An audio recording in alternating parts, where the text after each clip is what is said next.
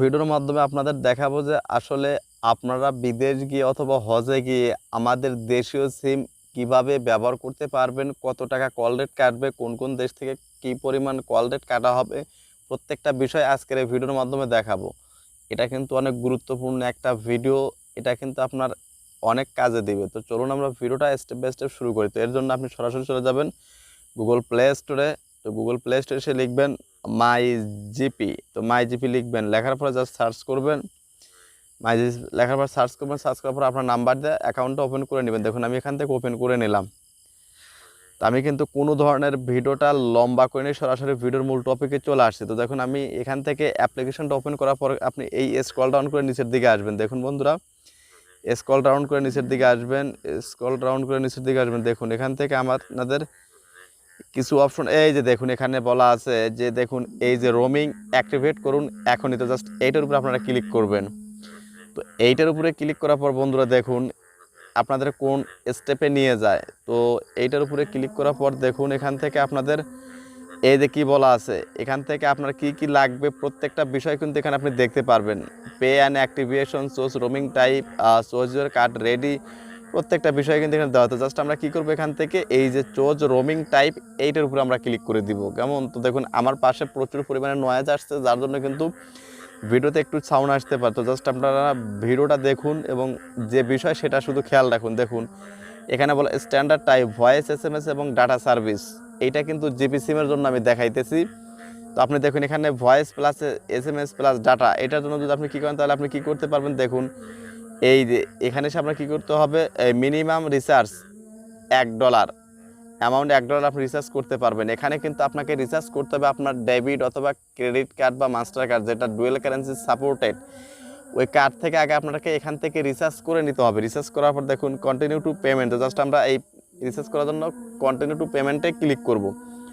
তো দেখুন continue to পেমেন্টে ক্লিক করার পর দেখুন পরবর্তী স্টেপটা কী আসে।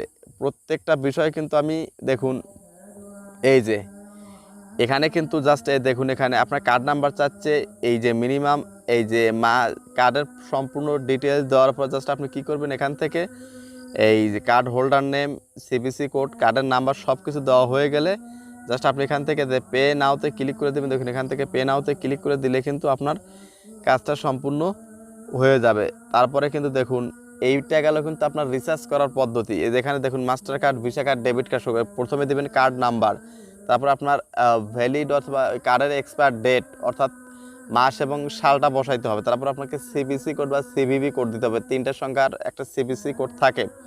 তারপরে ওই কার্ড হোল্ডার নেম অর্থাৎ কার্ডের যে নামে তৈরি, যে অ্যাকাউন্টের নামে কার্ডটা আপনি তৈরি সেই কার্ড হোল্ডার নেমটা দেবেন। তারপরে যেখানে টিক বাটনটা ক্লিক করে পেতে ক্লিক করলে কিন্তু আপনার রিচার্জ করাটা সম্পূর্ণ হয়ে গেল। তো জাস্ট এখন আমরা দেখবো যে আসলে কোন দেশের জন্য কী পরিমাণ চার্জ কাটা হয় সেটা এখন আমরা দেখবো। এখান থেকে আমরা ক্রস বাটনে ক্লিক করে দেবো। ক্রস বাটনে ক্লিক করতে দেখুন এই মেনুতে যাবো, আমরা মেনুতে ক্লিক করে দেবো। দেখুন মেনুতে ক্লিক করার পর দেখুন এখানে আমাদের কী আছে, রোমিং টেরিফ। তো জাস্ট আমরা এইটার উপরে আমরা ক্লিক করে দেবো।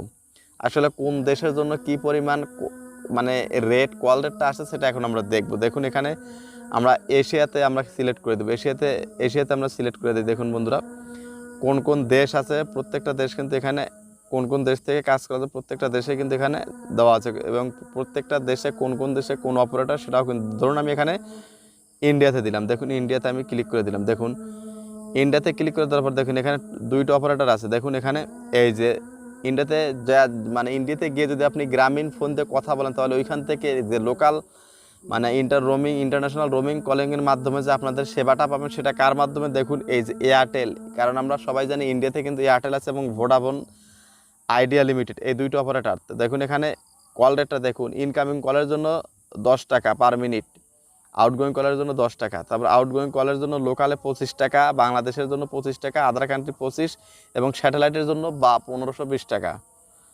তো এই কিন্তু আপনার চার্জ আসবে বিদেশ থেকে গিয়ে যদি আপনি জিপি সিম দিয়ে দেশে কথা বলেন।